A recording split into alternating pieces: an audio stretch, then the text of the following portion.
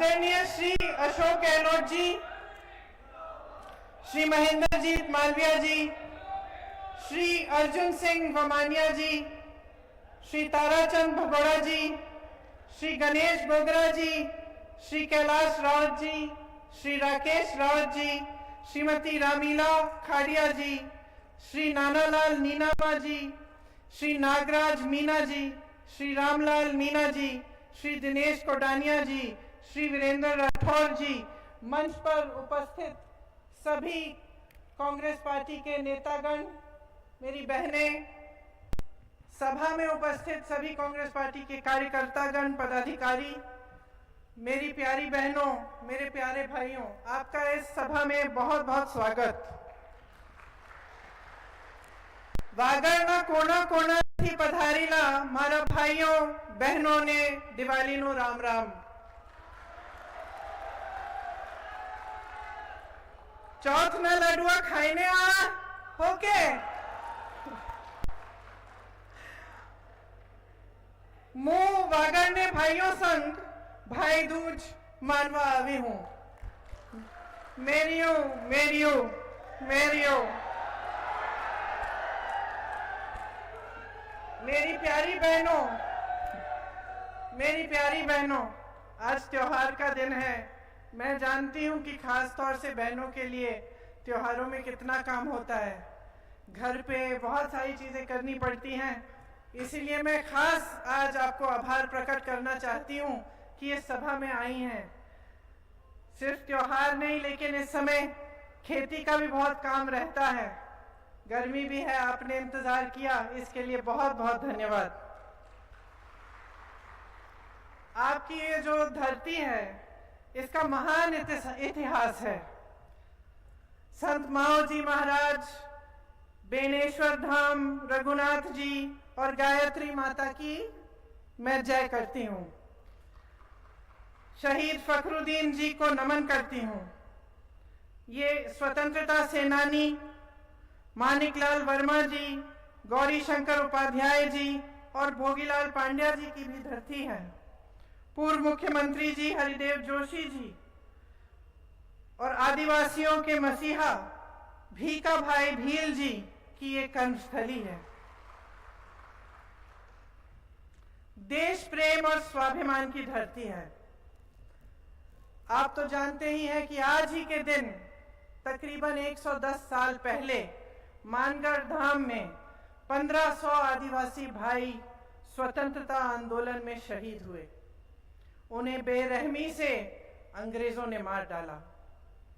उनकी तरह सैकड़ों हजारों हमारे भाई बहन, हमारे पूर्वज हमारी आजादी के लिए लड़े।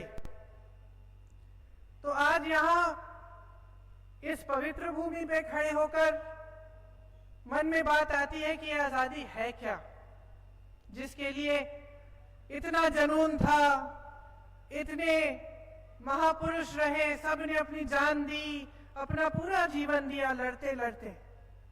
तो ये आजादी है क्या बहनों?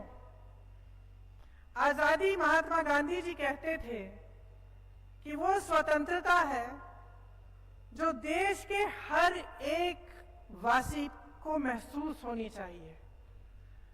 उसमें महिलाएं, आदिवासी लोग, किसी भी धर्म के लोग हों, जो भी है, सबको ये महसूस होना चाहिए कि इस देश में मैं आजाद हूं।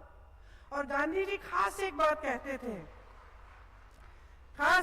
कहते थे कि जब तक ग्राम स्वराज नहीं होगा, मतलब जब तक गांव में ये आजादी महसूस नहीं होगी, जब तक गांव में जो एक एक जना है उसको अपनी शक्ति का एहसास नहीं होगा, तब तक ये देश स्वतंत्र नहीं होगा पूरी तरह से। ये गांधी जी कहते थे। वो समझाते थे कि लोकतंत्र का मतलब क्या है, जो कि हमारे देश में अब दशकों से स्थापित है, जब से आजादी की लड़ाई हम जीते। लोकतंत्र का मतलब है कि देश में सबसे अधिक शक्ति जनता के हाथों में होती है। जनता तय करती है कि हमारी सरकार कौन बनाएगा, जनता तय करती है कि हमें ये नेता पसंद है कि नहीं, जनता तय करती है कि ये नेता लायक है कि नहीं, इसने हमारे लिए काम किया कि नहीं, हमारी सड़क बनी है, हमारे गांव में पानी आ रहा है, हमारे लिए कोई सुविधा है, हम खेती करते हैं उसके लिए कोई सहायता मिली है, हम मजदूरी करते हैं उसमें हमें कोई सहायता मिली है, जनता तय करती है। इसी को लोकतंत्र कहते हैं। इसीलिए एक लोकतंत्र में जब चुनाव आता है तो बहनों और भाइयों हमें बहुत विवेक से, समझदारी से सोचना चाहिए। आजकल तरह तरह की राजनीति चली है, आप मुझसे अच्छी तरह से जानती हैं। अशोक गहलोत जी ने जिक्र किया, धर्म के आधार पर, जाति के आधार पर पार्टियां बनी हैं और राजनीति चलती है। तो अब समय आ गया है आपको ये सोचने के लिए कि आगे कैसे बढ़ना है। जब आपके यहाँ कोई वोट मांगने आता है और धर्म का नाम लेता है तो आपको क्या करना चाहिए, आपको क्या कहना चाहिए? हम सब धार्मिक हैं। हिंदुस्तान में ऐसा एक जना नहीं है जिसके दिल में धर्म बसा नहीं है, चाहे वो किसी भी धर्म का हो। ये हमारी प्रवृत्ति है। तो जब कोई धर्म का नाम लेता है बहनों, तो हमें कभी कभी लगता है कि भाई ये बहुत धार्मिक इंसान है, धर्म का नाम ले रहा है, चलो इसी को वोट दे दे। लगता है कि नहीं? लगता है, लगता है। तो अब समय आ गया है सोचने का कि राजनीति में इसकी क्या जगह है। राजनीति में अगर आपका जो आपके जो जज्बात है, आपका जो धर्म है, उसका इस्तेमाल हो रहा है तो आपको सावधान होना पड़ेगा। आपको सोचना पड़ेगा कि ये जो हमारे पास आकर हमसे धर्म के नाम पर वोट मांगते हैं, क्या ये हमारे लिए काम भी कर रहे हैं कि नहीं, कि धर्म का इस्तेमाल हो रहा है। ये पहचानना बहुत ही जरूरी है। अभी मैं यहाँ आने से पहले हम गायत्री माता के मंदिर में गए। गायत्री मंत्र है, ओम भूर्भुवः स्वाहा तत्सवितुर्वरेण्यम भर्गो देवस्य धीमहि धियो यो न प्रचोदयात्। ये श्लोक, ये मंत्र मेरी दादी इंदिरा जी ने मुझे सिखाया और मैंने अपने दोनों बच्चों को सिखाया। और सिखाते समय ये कहा कि ये जो मंत्र है, ये गायत्री का मंत्र है, माता का मंत्र है। गायत्री माता हमारी संस्कृति की रक्षा करती है। मेरी दादी इंदिरा जी कहती थी कि जो इस भूमि, इस धरती, इस देश की संस्कृति है, वो यही है कि सब धर्मों का आदर होना चाहिए, कि सब जितनी भी अलग अलग सोच है, जितनी भी संस्कृतियां, अलग अलग संस्कृतियां हैं, जो आदिवासी संस्कृति है, जो कोई और संस्कृति है, उन सब का आदर होना चाहिए। आज इंदिरा जी के शहीद होने से तकरीबन 40 साल गुजर चुके हैं। 2 दिन में उनका जन्म दिवस आएगा और कुछ ही दिन पहले उनके शहादत का दिवस था। लेकिन हम आज भी 40 साल बाद इंदिरा जी को याद करते हैं। क्यों याद करते हैं? और सिर्फ हम नहीं, हम तो उनके परिवार के सदस्य हैं, लेकिन ये पूरा देश याद करता है, क्योंकि इस पूरे देश ने उनको परिवार समान उनको अपने दिल में रखा। चाहे वो हिंदू हो, चाहे मुसलमान हो, चाहे मेरी आदिवासी भाई बहन हो, चाहे दलित हो, चाहे कुछ भी, सब इंदिरा जी को प्यार से, प्रेम से और श्रद्धा से याद करते हैं। क्योंकि बहनों और भाइयों, वो समझ गए कि इंदिरा जी के दिल में उनके लिए श्रद्धा थी। इंदिरा जी ने अपना धर्म ये बनाया था कि देश की सेवा करनी है, चाहे अपनी जान चली जाए। इसीलिए बहनों और भाइयों, हमारी जो राजनीति की नींव है, जो महात्मा गांधी जी से लेकर आजादी की लड़ाई से लेकर आज तक चली आ रही है, हमारी राजनीति की जो नींव है वो यही है कि हमारे दिल में सेवा भाव होना चाहिए। हम जनता को सर्वोपरि माने और जो जनता की संपत्ति है, जो जनता का अधिकार है, जो जनता का हक है, वो हम जनता को वापस अपने हाथों में दें। ये कांग्रेस पार्टी की राजनीति रही है। अब सरकारें बदलती रहती हैं हर 5 साल, राजनीति भी बदल रही है। जैसे मैंने कहा, राजनीति में धर्म का नाम आ गया है, जाति का नाम आ गया है। यहाँ हाल में आपकी एक ट्राइबल पार्टी भी आ गई है। आपने खुद देखा कि वो किस तरह से बिखर गई और उसके नेताओं ने किस तरह से लड़कर खुद पार्टी को ही तोड़ दिया। आप फिर देखते हैं कि ऐसे नेता हैं, भाजपा के नेता, भाजपा की जो राजनीति है, कि जब जब चुनाव आता है तो धर्म का नाम उभर जाता है, धर्म की बातें होती हैं, घोषणाएं होती हैं, चुनाव के बाद आपको पूछा नहीं जाता। गहलोत जी ने इसका मिसाल दिया, कहा कि यहाँ पे घोषणा करके गए थे कि का बड़ा काम करेंगे, फिर कुछ नहीं हुआ, साल पे साल निकल गया। अब गहलोत जी कह रहे हैं कि हम खुद करा देंगे प्रदेश सरकार से। तो ये एक अलग तरह की राजनीति है। इस बीच सब आके भाषण देते हैं मेरी तरह, आप सबके भाषण सुनते हो। आपको कैसे मालूम कि कौन सच कह रहा है, कौन झूठ कह रहा है, कौन हमारी काम की बात कर रहा है, कौन फिजूल की बात कर रहा है? ये तुलना आपको करनी पड़ती है। तो एक सीधी सी बात है और इस चीज को आपको अच्छी तरह से पहचानना चाहिए। आपकी सरकार से क्या उम्मीद है? आपका जीवन संकटों से भरा हुआ है, मुश्किल जीवन है। आप खेती किसानी करते हैं, सुबह से शाम तक धूप में काम करते हैं, मेहनत से अपने बच्चों को पढ़ाते हैं, उनके लिए एक भविष्य चाहते हैं, अपने बेटों को सेना में भेजते हैं भर्ती करने के लिए, या फिर कहीं पे भर्ती की परीक्षाएं कराते हैं और पढ़ाते हैं, लिखाते हैं, ताकि उनका रोजगार बन जाए, भविष्य मजबूत बन जाए। तो आपकी सरकार से क्या उम्मीद होनी चाहिए? आपकी सरकार से ये उम्मीद होनी चाहिए कि जो ये जीवन है आपका, जिसमें आप खूब संघर्ष कर रहे हैं, चाहे आप किसान हो, मजदूर हो, सरकारी कर्मचारी हो, चाहे आपकी आपका छोटा सा कारोबार हो, तो इसमें आपको सरकार की तरफ से कुछ सहायता, कुछ राहत, कुछ मदद मिलनी चाहिए। यही उम्मीद रखते हैं ना कि कोई समस्या उठती है तो आप सरकार के किसी के पास जा सकते हैं, अपने विधायक के पास, अपनी सरकार के पास, और आप उस समस्या का समाधान मांग सकते हैं। और उस सरकार की नीयत अच्छी होनी चाहिए कि जो भी समस्या है उसके समाधान के लिए पूरी तरह से काम करे।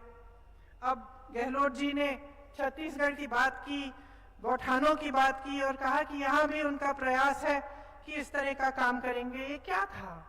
आवारा पशु की बड़ी समस्या थी, वहां कांग्रेस की सरकार थी। कांग्रेस की सरकार ने सोचा कि भाई इस समस्या को दूर कैसे करें, तो उन्होंने ऐसे गौठान बनाए जिसमें जो स्वयं सेवा समूह की महिलाएं, उनको रोजगार मिला, गोबर खरीदने लगे, जैसे कि गहलोत जी ने कहा अब यहाँ भी शुरू करेंगे अगर सरकार वापस आएगी। गोबर खरीदने लगे तो लोग आवारा पशु को घर में रखने लगे, महिलाओं को रोजगार मिल गया।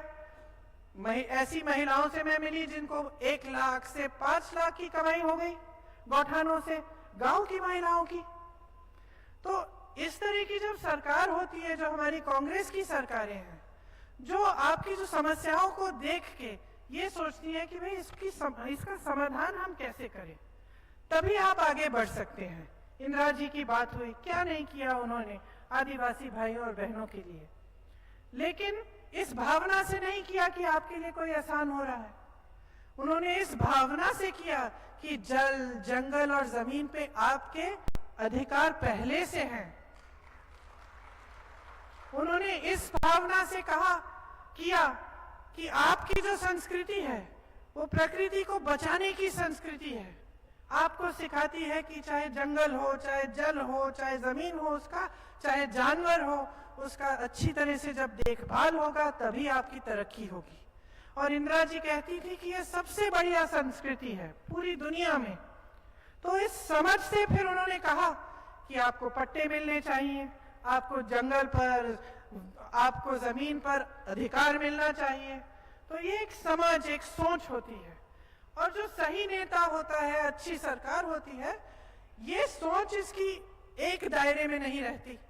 चाहे सरकारी कर्मचारियों के लिए होगा, तो उनकी सोच होगी कि ठीक है, अगर कर्मचारी कह रहा है सालों से कि मुझे अपना पुराना पेंशन वापस कर दो, क्योंकि उसको घबराहट है कि 20 सालों से काम किया, 20 सालों से देश की सेवा की, सरकारी नौकरी की, और 20 सालों में हर महीने उनके पैसे कटते थे। अब वो पैसे इकट्ठे हो गए हैं, 20 साल में रिटायरमेंट आ गया है, और वो पैसे सरकार द्वारा कहीं और अगर उनका निवेश हो गया, कुछ गड़बड़ हो गई और किसी ने पैसे गवा दिए तो क्या करेंगे? तो घबराहट है, क्योंकि 20 सालों से काम किया। चाहते कि भाई जब हमारा रिटायरमेंट हो, हमारे पैसे हमें दे दो, पुराने पेंशन की तरह हम ही इसकी हिफाजत करेंगे। ये कोई गलत तो नहीं मांग रहे हैं। तो एक अच्छी सरकार होती है, जिसकी नीयत सही होती है, तो कहती है ठीक है, हम इसके लिए पैसे निकालते हैं, हम पूरी कोशिश करते हैं कि पुराना पेंशन हम देंगे। तो राजस्थान में, छत्तीसगढ़ में, कर्नाटका में, हिमाचल प्रदेश में कांग्रेस की सरकारें हैं, और सरकारी अधिकारी हैं, जो कर्मचारी हैं, उनको पुराना पेंशन मिल रहा है।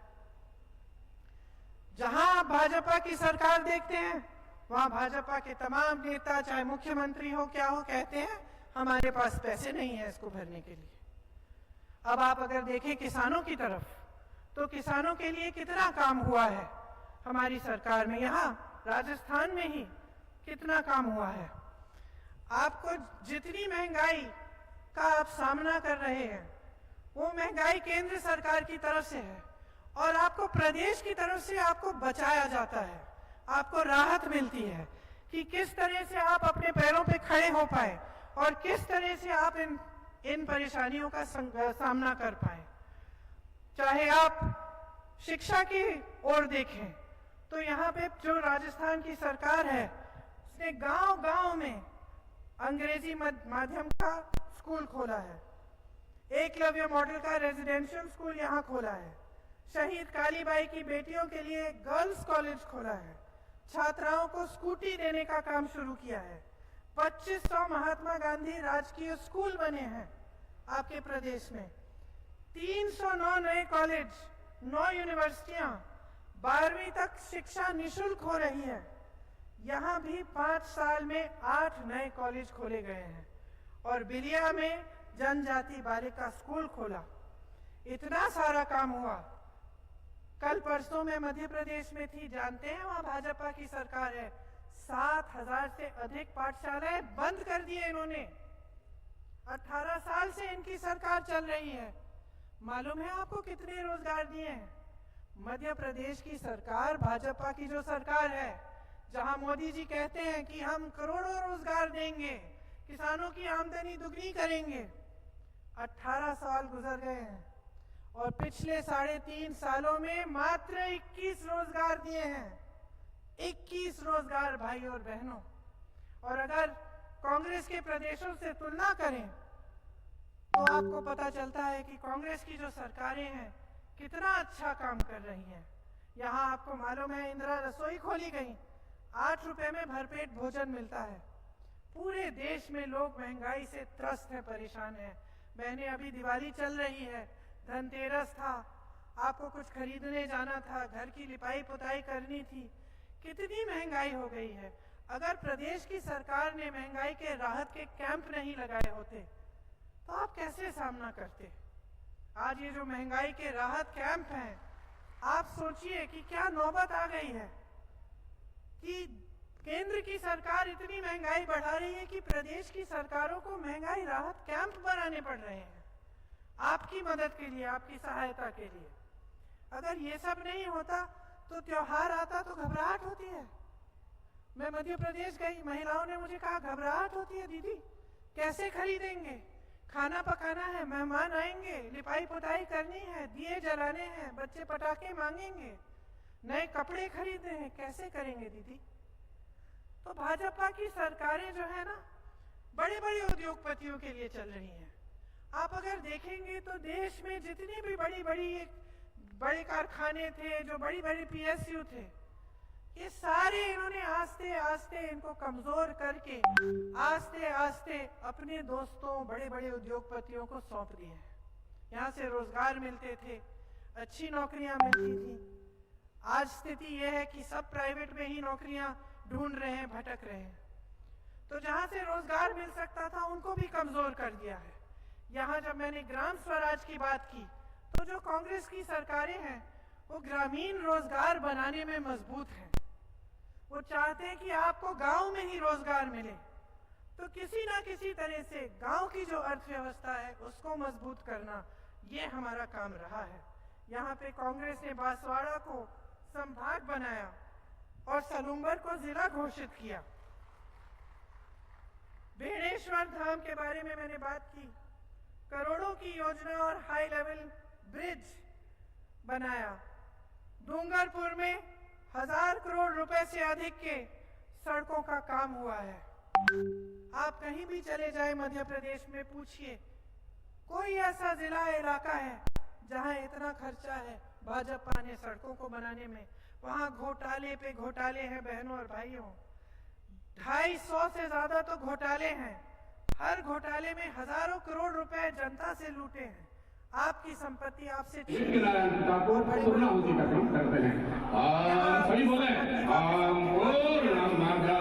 आपकी सागवाड़ा से शीमलवाड़ा तक जो मांग है, इसके बारे में मुझे मालूम है और गहलोत जी भी और इस मांग को गहलोत जी आप अगर वापस सरकार में आएंगे तो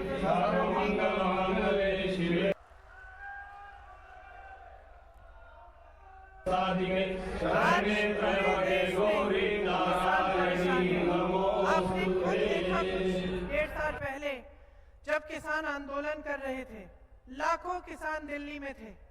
आपको याद होगा सर्दी का मौसम था। आपको याद होगा कि उस समय सैकड़ों किसान शहीद भी हुए। एक मंत्री के बेटे ने 6 किसानों को यूपी में अपनी जीप के नीचे पीस दिया। फिर भी हमारे प्रधानमंत्री अपने घर से निकल के उनसे बात करने तक नहीं आए। फिर भी उनकी समस्याओं के लिए सुनने के लिए कोई नहीं आया। महीनों के लिए बैठे रहे, पानी नहीं था, बिजली नहीं थी, बैठे रहे महीनों के लिए, अपनी खेती को छोड़ के बैठे रहे अपने लिए आंदोलन करने के लिए। किसी ने उनको पूछा नहीं। जैसे जैसे चुनाव आ रहा था बहनों और भाइयों, अचानक वो कानून वापस ले लिए, क्योंकि इस सरकार का ध्यान सिर्फ चुनाव पे रहता है। आज किसान जूझ रहा है, महंगाई इतनी है, जीएसटी जो केंद्र द्वारा लगाई हुई टैक्स है हर चीज पे है, उसके ऊपर से पेट्रोल डीजल कितना महंगा है, ट्रैक्टर पर भी जीएसटी है। तो ये सब जब महंगाई इतनी है और मुश्किलें भरी हुई हैं तो देश का किसान क्या करे। यहाँ पर हमारी सरकार ने सोचा कि जब इतनी परेशानियां हैं तो अगर हम कर्ज माफ कर लें तो कम से कम कुछ राहत मिल जाएगी। ये सिर्फ कांग्रेस के प्रदेश पूर्णाहुति का क्रम करते हैं। सभी बोले पूर्णमिदं पूर्णात् पूर्णात् पूर्णमुदच्यते पूर्णस्य पूर्णमादाय पूर्णमेवावशिष्यते। पूर्णादर्वी परापत सुपुनरा पुनरापत वसुदेव विपिनावः ईशमो जगुण शतक्रतो स्वाहा। सर्वं वै पूर्णगं स्वाहा। सर्वं वै यज्ञनारायण को पूर्णाहुति का क्रम करते हैं। सभी बोले पूर्णमद पूर्णमिदं पूर्णात् पूर्णात् पूर्णमुदच्यते पूर्णस्य पूर्णमादाय पूर्णमेवावशिष्यते। लेना पड़ा। तो देखिए लंबी बातें कर सकती हूँ, लेकिन मोटी मोटी बात यह है कि आपको पहचानना पड़ेगा कि आपकी भलाई के लिए कौन काम करता है। इसके लिए जागरूकता की जरूरत है। आपको जागरूक बनना पड़ेगा और आपको खुद तय करना पड़ेगा कि आपके लिए आपको कैसी सरकार चाहिए। 5 सालों के लिए आपको ऐसी सरकार चाहिए जो आपको राहत दे, जो स्वास्थ्य सुविधाएं, शिक्षा की सुविधाएं, नौजवानों के लिए रोजगार और इन सबको मजबूत करे, या फिर आपको ऐसी सरकार चाहिए जो आपके जज्बातों से खेले, धर्म का नाम ले, जाति का नाम ले, लेकिन आपके लिए कुछ काम करके नहीं दिखाए। ये एक बहुत बड़ा निर्णय है जो आप कुछ दिनों में लेने जा रहे हैं। आपको समझना पड़ेगा कि आज जो परिस्थितियां हैं इस देश में, वो ये है कि देश का किसान एक दिन में 27 रुपए औसत कमाता है, और बड़े उद्योगपति अडानी जी, जो मोदी जी के खास दोस्त हैं, जिन्हें मोदी जी ने देश की सारी संपत्ति दे रखी है, वो 16,000 करोड़ रुपए एक दिन में कमाते हैं। एक दिन में 16,000 रुपए एक इंसान कमाता है, जिसको सरकार पूरी सहायता, पूरी सहूलियत देती है, जिसके कर्ज माफ हो जाते हैं हजारों करोड़ के, और वही सरकार आपसे कहती है कि किसानों का कर्ज माफ करने के पास उसके पास पैसे नहीं है। वही मोदी जी जो इन बड़े बड़े उद्योगपतियों को मदद करते हैं, जब आपके संकट आते हैं तो अपना मुंह फेर देते हैं। तो आपको समझने की जरूरत है और आपको जागरूकता दिखाने की जरूरत है। आप सबसे ज्यादा विवेक आप में है। इंदिरा जी हमेशा कहती थी, जनता में सबसे ज्यादा विवेक है, तो अपनी समझदारी से, अपने विवेक से अपना वोट दीजिए। यहां हमने कुछ नई घोषणाएं भी की हैं, और उनका आधार ये है कि जो हमने पहले घोषणा की थी उनको पूरा करने का काम हमने किया, और हमने ऐसी बहुत सारी चीजें की आपके लिए जिससे आपको सहूलियत और आपको की सहायता हुई। तो जो नई घोषणाएं हैं जो हम इस चुनाव के लिए कर रहे हैं, उसमें सबसे पहले जो पुरानी पेंशन की स्कीम है उसकी हम कानूनी गारंटी देंगे। मतलब हम कानून बना देंगे कि आपको मिलना है। 1 करोड़ परिवारों को 500 रुपए में आपको गैस का सिलेंडर मिलेगा। महिला मुखिया को 10,000 रुपए सालाना मिलेंगे। 2 रुपए प्रति किलो आपसे गोबर खरीदा जाएगा। सरकारी कॉलेज के पहले साल के विद्यार्थियों को लैपटॉप और टैबलेट मिलेगी। प्राकृतिक आपदा के पीड़ित परिवारों को 15 लाख तक का फ्री बीमा मिलेगा। हर छात्र को अंग्रेजी मीडियम शिक्षा की गारंटी मिलेगी। देखिए बहनों और भाइयों, आपको एक बहुत बड़ा निर्णय करना है, और मैं आशा करती हूं कि आप सोच समझ के जब निर्णय करेंगे तो आप एक ऐसी सरकार चुनेंगे जो आपके लिए एकजुट होकर काम करेगी। आज अगर आप भाजपा को देखें तो राजस्थान में एक बिखरी हुई पार्टी है। उनसे पूछिए उनके सीएम का चेहरा कौन है, इसका भी जवाब नहीं दे सकते। मोदी जी प्रदेश के कोने कोने में घूम रहे हैं। कभी कभी लगता है कि अपना सीएम ढूंढने के लिए निकले हैं, कि कोने कोने में जाकर सीएम का चेहरा ढूंढे। जो उनके नेता हैं उन पे खुद ही विश्वास नहीं है, अपने नाम पर वोट मांग रहे हैं, तो आपका प्रदेश चलाएगा कौन? मोदी जी तो नहीं आएंगे दिल्ली से चलाने के लिए यहाँ राजस्थान का कोई चाहिए। जो बड़े बड़े नेता हैं इनके, उनको परे कर दिया है, अपने नाम पे वोट मांग रहे हैं। तो हर स्तर पे आप देखेंगे तो जो ये कह रहे हैं ना, जो आपके सामने ये लोग भाषण देते हैं, जो घोषणाएं करते हैं, जो बातें उठाते हैं, उनसे आपको पता चल जाना चाहिए कि उनकी नीयत ठीक नहीं है। आपने गहलोत जी की सरकार देखी, 5 सालों में जैसे वो कह रहे हैं कि जितना मांगो आप मांगते मांगते थक जाओगे, मैं देते देते थकूंगा नहीं। उनकी ये नीयत है, कांग्रेस पार्टी के यही सिद्धांत है। तो मैं आशा करती हूं कि मैंने बहुत लंबी बातें की, आप मन में रखते हुए ही जब वोट डालने जाएंगे तो कांग्रेस पार्टी के जितने भी उम्मीदवार हैं उनको भारी बहुमत से जिताएंगे, ताकि आप सुरक्षित रहें, आपका भविष्य सुरक्षित रहे। बहुत बहुत धन्यवाद। जय हिंद।